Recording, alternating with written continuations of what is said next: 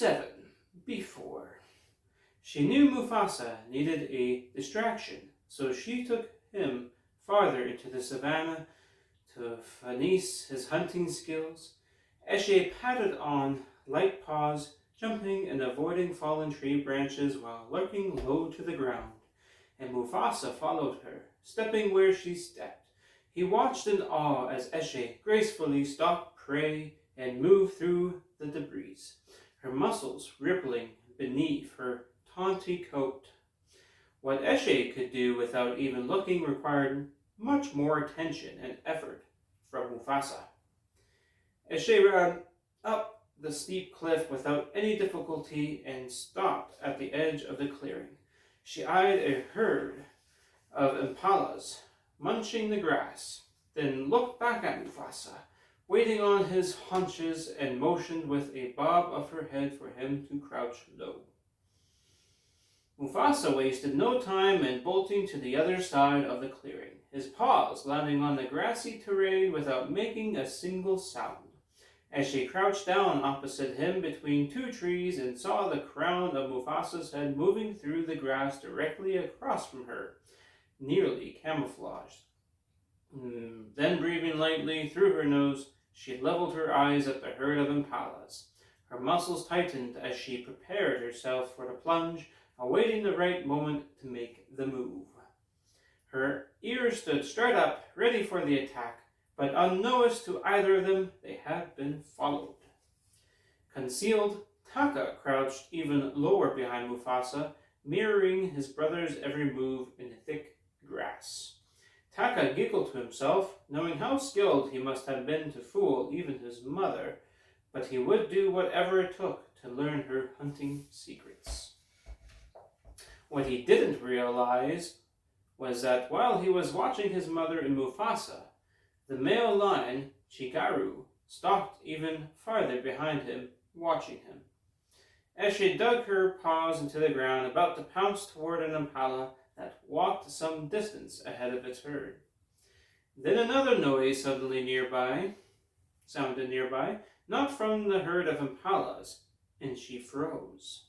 She slowly turned around and found herself confronted by two massive white lions emerging from the high grasses.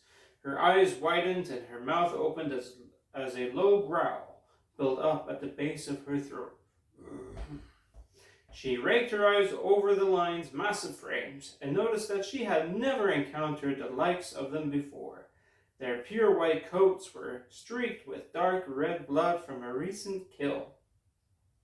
Eshe's heart thudded as she took a couple of steps back, her legs almost giving out. She did not want to glance toward Mufasa. That would tell them that she wasn't alone, and maybe they'd go after him. The two lions approached Eshe in slow, deliberate steps, their muscles rippling under their white coats.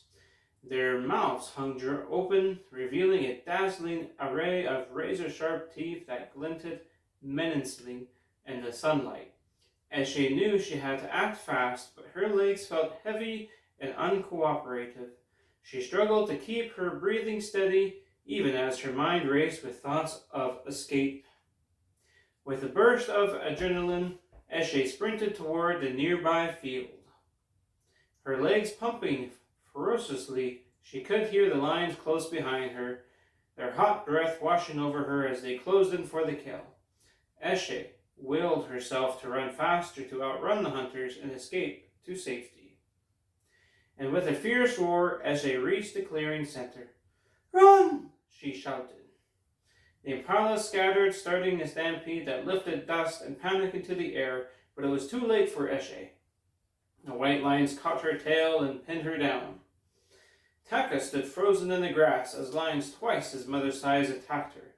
He took a few steps ahead, wanting to help his mother, then he retreated with his ears flattened and tail tucked between his legs.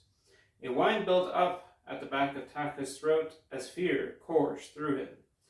Eshe extended her nails and swiped at one of the white lions. As the second one leapt toward her, she swiped him, to bringing both of them to the ground. Eshe stood with her teeth bared, pressing her paws firmly into the earth. Then Mufasa leapt from the grasses, and in between Eshe and the white lions, Eshe bled where one of the lions had managed to bite her. But she tried to tell Mufasa to back down and run away for help. He didn't listen, and the white lions lunged onto him. At the other end of the clearing, Taka, driven by terror, ran back toward the shade tree as distant roars filled the valley. He lightened his jaws, dispelling the urge to give a howl of his own. Mufasa rode through the dirt, and his vision blurred with dust. The white lions' quick attacks gave him no time to escape. He panted as his eyes moved back and forth from one lion to the other, gauging their next move. The white lions took just a moment longer before flogging Mufasa again, giving him the chance to inch away and stand on his feet. The white lions planted themselves in front of Mufasa, ready to send him back to the ground. Mufasa, while the smallest in this battle, stood with his forelegs bent for momentum and hind legs stretched out. His form appeared to be just as good as the enemy's. He bared his teeth and narrowed his eyes as he growled, a warning to stay put. But the white lions didn't listen.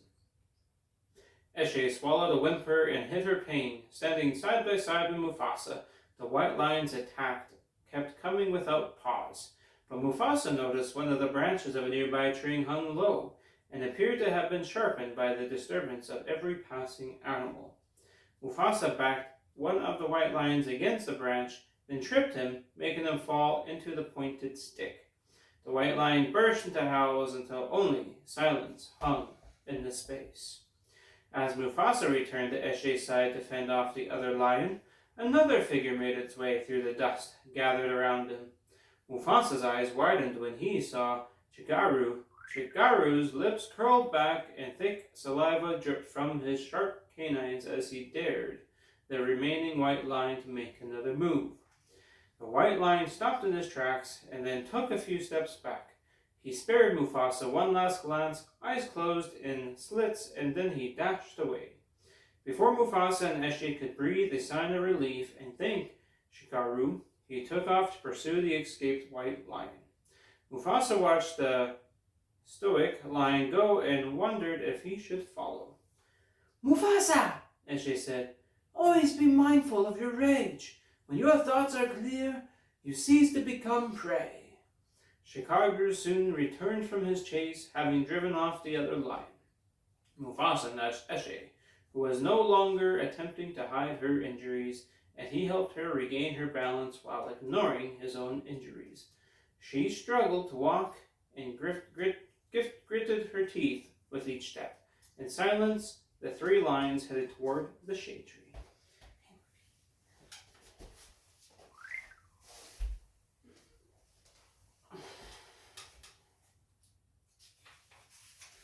Under the shade tree's expensive foliage, Obasi paced back and forth.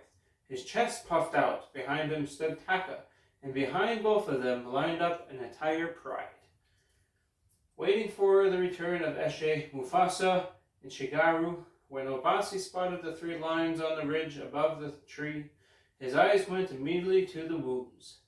The trio rejoined the pride, and Mufasa collapsed beneath the tree. Eshe turned toward Obasi and spoke in a low voice. "Obasi, they were huge, white as ghosts, like nothing I've seen before." While Mufasa remained quiet, Chikaru did not miss the opportunity to say, his voice carrying over to the masses. "Mufasa took on two by himself." Eshe looked toward Mufasa, her eyes shining. "Yes, he did." "One of them is dead," Chikaru continued to boast. As the crowd murmured about the incident and Mufasa's bravery, a dejected Taka watched as Obasi walked past him, and to the surprise of everyone present, straight to Mufasa. The pride watched silently as Obasi moved closer to the stray. Obasi tightened his jaw as his paws clenched the soft ground. "I owe you a great debt, Mufasa." Everyone gasped as Obasi used Mufasa's name for the first time. Mufasa slowly got to his feet, clearly in pain, and rose to Obasi's level. "We need to prepare," he said. His voice hardened to the match of the gravity of the news. "They're downwind, less than a day away." This brought on more discussion than the pride as Obasi sniffed the wind before whirling around. No, you couldn't possibly know this. Mufasa shrugged. Send the scout, and you'll see. They'll be coming for us. Obasi turned to look at Shigaru sternly, a clear indication to go and scout the area. Shigaru ran off in an instant. Taka approached Obasi. Father, I'm sorry. Not here, replied Obasi. Not now. Obasi stomped off, and Taka watched him go, crushed and disappointed in himself. It's okay, Taka, said Eshe. Come, my son. Some miles away from Obasi's pride, the injured white lion limped past dead animals and rows of fresh carcasses scattered on the savannah floor. They weren't the bones of zebras and gazelles, but instead of an entire pride of lions. Vultures covered the land, picking off what remains they found. The injured white lion approached his blue-eyed king Kiros, who stood on the ridge, eyeing the sunset, his back to the blood-coated lion. The king spoke in a scratchy voice. Where is my son? The injured white lion sneezed and bent down before the king. It was young lion, Majesty. He fought Shahu. Kiros roared, making the lion flinch. You see the bones at my feet. These are the kings who once ruled this valley. I've tasted them all, and you're telling me one that the lion killed my son?